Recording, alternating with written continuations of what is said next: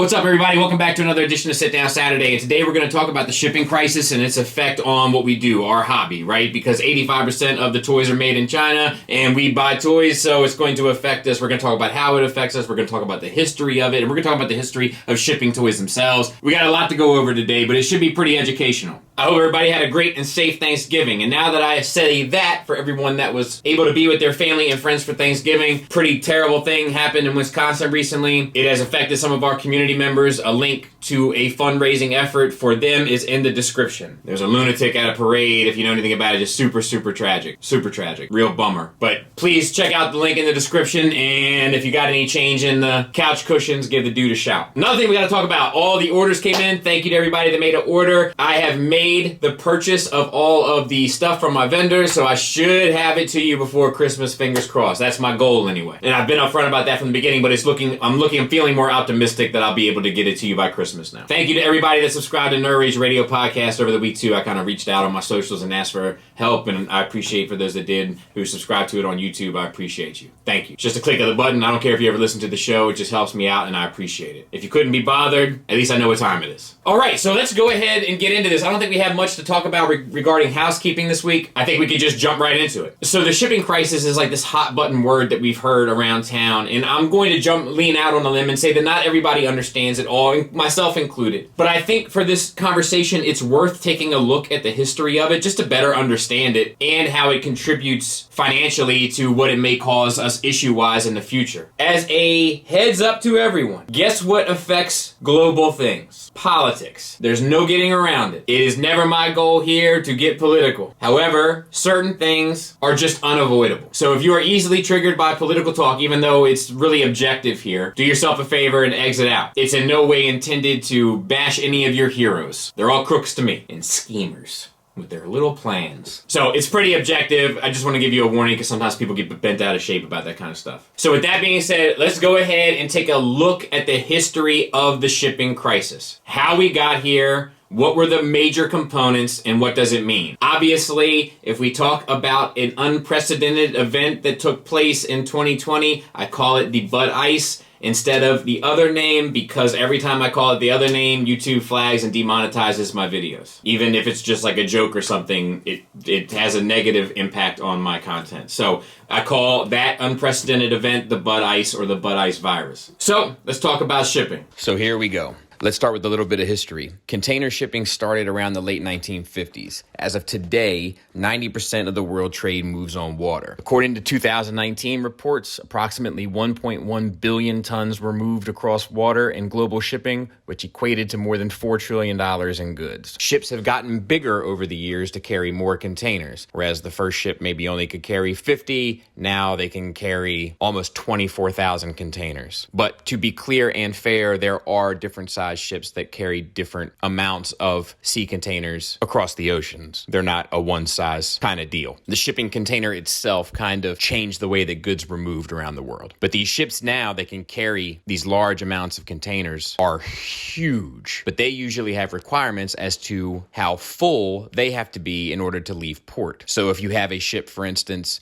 that can carry 24,000 containers and it only has 1,500 containers on it, it may not be able to leave port. This comes up later. But as of today, there are approximately 5,500 active container ships. Now, in the past 5 years, there used to be 7 major companies that have now narrowed down to 3. And you know me, I can't pronounce words, but it's these 3. And to my knowledge, it seems that they have bought up most of the competition. So now we're down to 3. And with less competition means less options. So if you have an issue that affects one company and there's only one of 3 companies really playing ball, it's going to have a major impact. Follow me now, I am leading towards something. Now, there were tariffs that were set in place in 2019 under Section 232 and 301. We're all familiar with them and we've covered them here on Sit Down Saturdays in the past. But this caused a phenomenon in the shipping industry called front loading, where they basically shipped additional stuff to retailers before the tariffs started, which caused a tremendous increase in volume of goods that weren't necessarily needed.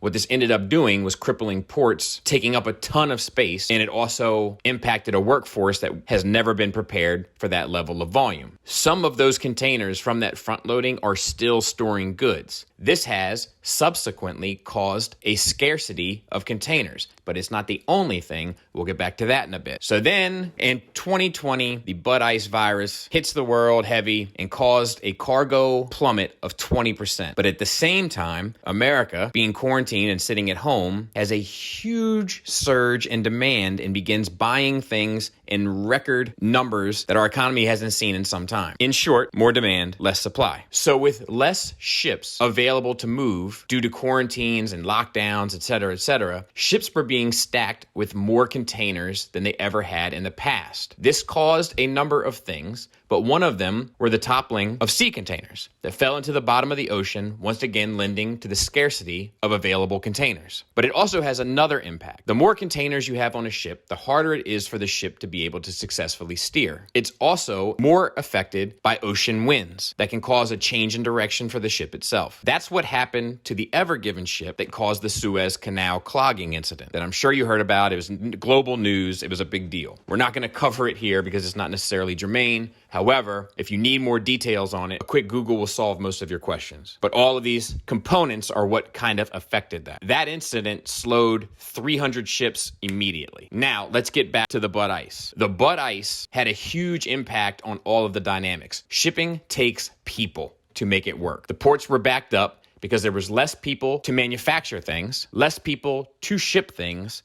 and less people to receive things. Add that to the huge surge of people buying things, we're back to supply and demand. And that's not even taking into account all the ships that were quarantined. Now, later on, China ended up having additional breakouts in the Pearl River Delta, which is South China. That closed down a port that moved 40,000 containers a day, all during the same era when the globe was trying to recover from Bud Ice. And all of those components have had the impact on shipping globally. Another hurdle that needs to be discussed, and once again, just objectively, is that politics change. And currently, the CO2 emissions of the shipping industry is under a microscope more than it has been in the past. So there are measures being used to change the manner in which we are using energy to ship products. This is probably a good overall thing, but once again, takes time, once again, slows things down. At a time when it may seem like we don't have much to spare. And that's all fine and good, and I think it helps paint a picture for us. However, how does it affect us, right? That's the actual question. And the truth is, it may not affect us today. It may not affect us tomorrow, but it's going to affect us. The matter is when. But in order to get to the when, we have to understand the why. So let me give you some information. I got this from a variety of sources, the Toy Association, Good Morning America, NBC. I use a variety of sources to get this information, and I'm going to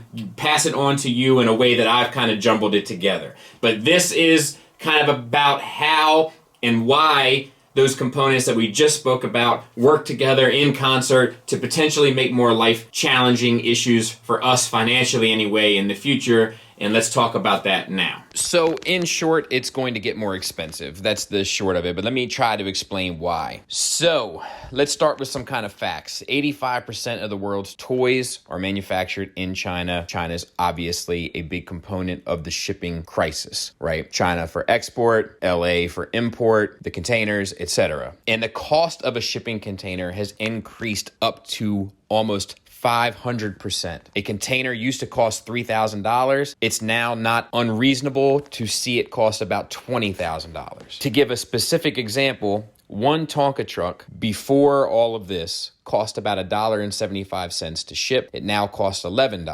Tonka itself have actually left a fair amount of their product in China without shipping and are waiting for prices to come down, obviously causing a shortage there. Now, because of all this, the Toy Association has actually stepped in and requested federal aid due to the crisis. Why? All the things we've been talking about. One of the major components being we can't get containers. Ships are backed up. They're still sitting in China. They're still in ports in LA. Some are in the ocean. Some are still front-loaded, sitting in storage, etc., etc. And once again, I know I sound like a broken record, but the demand is up. And to give you some numbers, there was a 20% increase in toy sales in 2020 and only a 1% drop from that in 2021. Obviously, a large amount of that has come from outside toys and games and sports-related stuff to avoid the Bud Ice and get these kids outside. Add on top of that, it takes about 16 weeks for the average sea container to get here now, and we're looking at one more major component. Christmas is right around the corner. 70% of all toy sales are done in the fourth quarter, probably for the holidays. Once again, supply demand. Now, some of you might be saying, well, I haven't seen a significant price increase, and you probably won't this year because prices with especially the major toy companies are kind of set with most retailers contractually. However, when it's time to renegotiate, I will imagine that you'll see everything kind of raise across the board. We'll probably see this apply to third party quicker